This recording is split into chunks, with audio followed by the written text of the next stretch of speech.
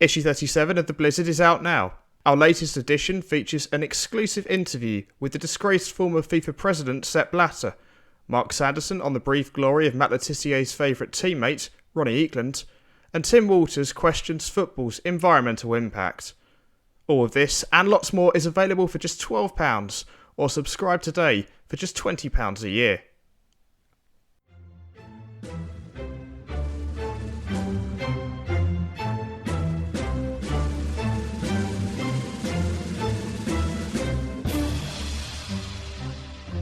From the pages of The Blizzard, the Football Quarterly, a look through the archives where we bring you some of our favourite articles that have appeared in the magazine since we first began in 2011. In episode 133, we feature The Science of the Red Mist by Ben Welch, first published in the Squall Red in August 2020. Marco Materazzi grabs Zinedine Zidane around the chest as another hopeful cross is repelled by Italy's rear guard. The France captain, drenched in sweat, turns back towards the defender, and the pair exchange words. "I prefer the whore that is your sister," says Inter's master of the dark arts. Zidane slams on the brakes, plants his right foot forward, dips his head like a ball preparing to charge, and tries to put a hole through the Italian's chest with the full force of his shaven skull. There's a moment of confusion as ball-watching fans try to figure out what's happening. "You can't excuse that," exclaims the BBC commentator John Motson. Horacio Elizondo consults his assistants before showing Zidane the red card. One of the greatest footballers of all time trudges off the pitch, unwrapping the tape around his wrists as he walks past the World Cup trophy and into retirement. France went on to lose the 2006 World Cup final on penalties, and the player of the tournament can't escape the blame. This was meant to be the 34-year-old's poetic goodbye, a beautiful climax to a magnificent career, but instead it ended in a shroud of red mist. Rage consumed his brain and erased the iconic performances he delivered in the knockout stages. Zidane knew what was at stake. As an elite player accustomed to devious opponents and malicious fans, he would have had similar insults thrown at him across a 17-year career. So what was it about this moment that made him snap? Why did he sabotage his own glorious send-off? What came over him in the split second before he lashed out? The headbutt was on the biggest stage, prompting reams of analysis, but this kind of emotional detonation isn't exclusive to the elite, where fans and pressure can incite acts of violence. Players all the way down to grassroots level go berserk when subjected to enough stress. Then, once the waters have calmed, hindsight brings them feelings of regret and introspection, knowing that their rush of blood cost the team. So why is it difficult to suppress these murderous thoughts when the consequences outweigh the benefits? What bypasses the brain's handbrake and slams down on the accelerator in these moments of madness? You don't have to spend too long consuming sports-related content to find an athlete, journalist or commentator using the phrase red mist. It's the go-to term for describing a fit of rage.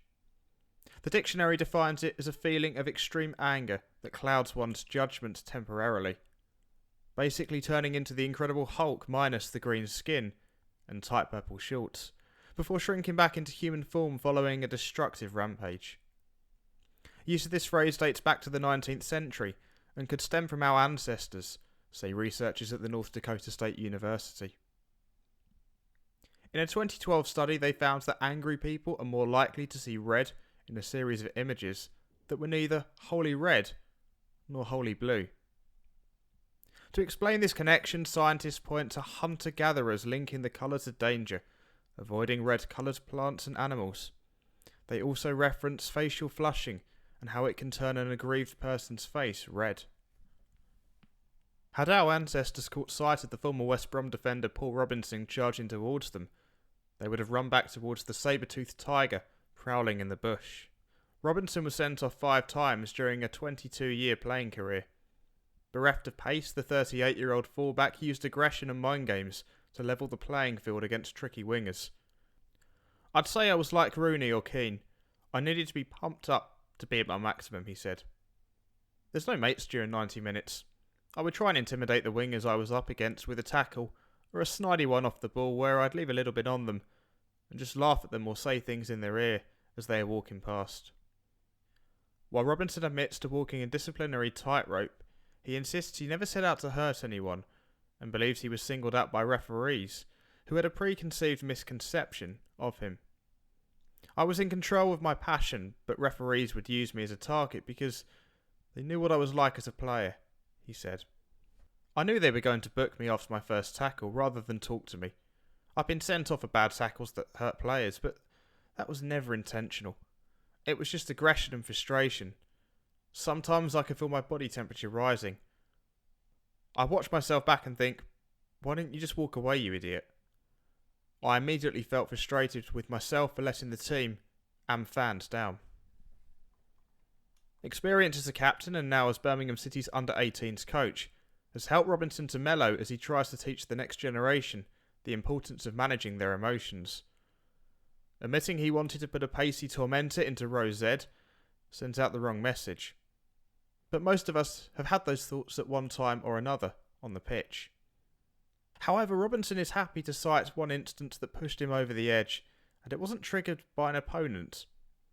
During the 2013-14 campaign, Birmingham hosted promotion-chasing Burnley at St Andrews in the Championship. The home side were 19th, with their toes dipped in the relegation quicksand.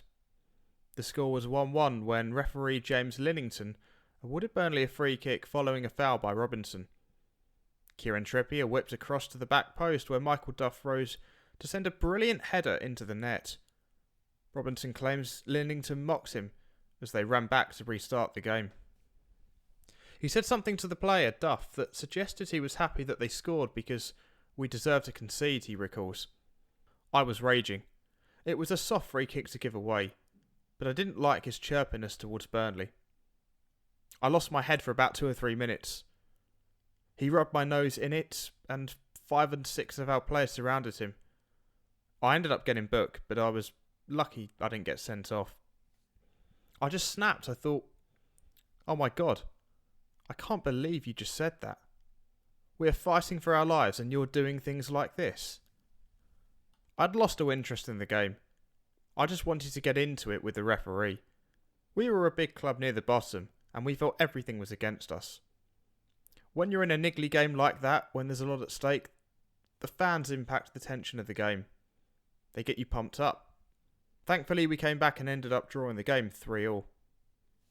The clash with Linnington was the tipping point, but Robinson's recollection reveals a number of forces that edged him that little bit closer to eruption.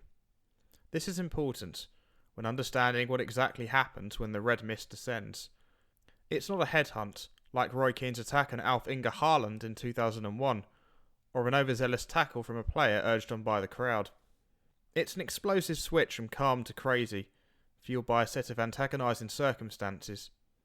In Robinson's case, he references the pressure of a relegation battle, the persecution complex of a big club and a poor run of form, the niggly nature of the game, and the frustration of conceding a free kick that led to a goal.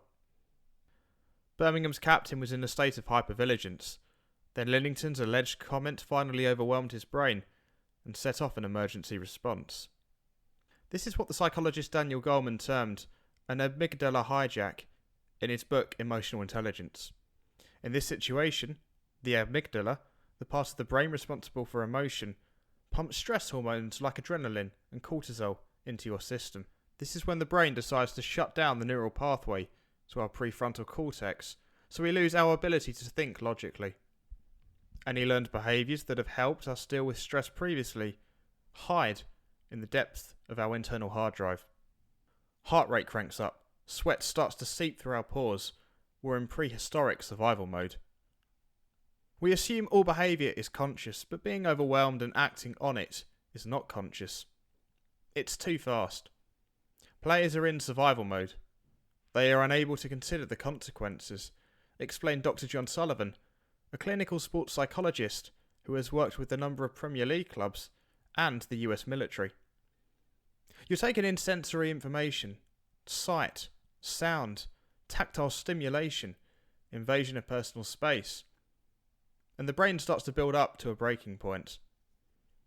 Once a line is crossed, the individual has one of three reactions: fight, flight, or shutdown. When players see the red mist, they choose to fight. They lose all sense of perspective, zeroing in on the person or incident that sparked this perceived injustice. Overriding an amygdala hijack and returning a player's fractured psyche from a mindless, destructive force to a cool, calm, collective member of the team requires specialised training. For instance, Dr. Sullivan challenges athletes to control their breathing like a sniper in environments that mimic conflict. When we get our breath rates under 6 breaths per minute, the brain gets really calm, and we're much more in the management state of being able to see, feel, and do. Said the author of The Brain Always Wins. Snipers and biathletes shoot between heartbeats. They know how to detect this feeling and act on it. When I work with younger athletes, I get them to play video games with their siblings. They'll get frustrated, their siblings will roll them up, and then they'll practice bringing their breath rate down. Now, transfer that into gameplay. Get to the point where it's subconscious. The elite performance psychologist Tom Bates, who works with Team GB athletes and Premier League footballers, asks his clients to relive the moment and visualise a more constructive response. We do pause and play sessions. We watch the incident right up to the moment before they lose their head, and I'll pause the video and ask them, "What was going through your head right there and then?" he explained. They usually say things like, "Couldn't care less if we lost. I just want to kill them." And I ask them to explain the consequences of this action. Once they admit it's negative, we go through the internal self-talk before the next game, visualising moments of conflict and overcoming the situation. I get them in that frustrated state because neurologically they are forming the capacity to overcome it when it really happens. I've had a player write passion, energy, control on his hand that he would read during breaks in play to keep him emotionally stable. You can also train the coach to look for signs that the player is starting to get heated, and then they can give them a signal to play hard, but fair for the next 5 minutes. This resets their focus and gives them a window of opportunity to regain control. The red mist is an outburst, a release of energy that usually results in action that has negative consequences. But anger should not be demonised. It's a perfectly normal human emotion that has evolved over millions of years into a protective mechanism hardwired into the nervous system. Rather than suppress it, footballers should learn to channel it. Anger is not a bad emotion. You just need to show people how to use it, said Sullivan. It's a really important emotion for teaching us what we believe in, where our boundaries are, and how we want to be treated. You wouldn't want angry surgeons, fighter pilots or snipers, but we keep telling people this is the emotion we want in sport. Aggression is only effective if you know how to use it. Tribal, combative, emotional. Football by its very nature is an expression of war. Hostilities between rival clubs generate a sensory overload that works its combatants up into a frenzy. Those who have managed their emotions most effectively triumph. But even those who have won a World Cup and Ballon d'Or can be consumed by the red mist, and when someone calls your sister a whore, a headbutt seems like the best course of action. The greats like Zidane are the greats because they don't allow antagonism to distract them, said Bates. And at the highest level it's constant. Fans, media, coaches, opposition.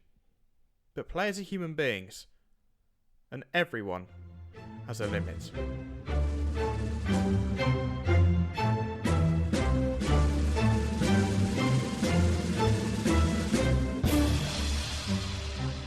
If you enjoyed this, then make sure you subscribe and give us a rating on your podcast platform of choice. Also follow us on Twitter @Blizzard. That's @BLZZRD. That's the best place to keep up to date with all things Blizzard between each issue. Thanks for listening, and farewell. Issue 4 of The Squall is available to read online now. Themed red, and still providing additional support to football's freelance community, this edition features an exclusive interview with Ruben de la Red, an analysis of Sergio Ramos and the artistry behind a red card, and the Premier League's history is traced by some of its most notorious moments. To read all of this and more for just a recommended £3, head to the relevant link in the podcast description.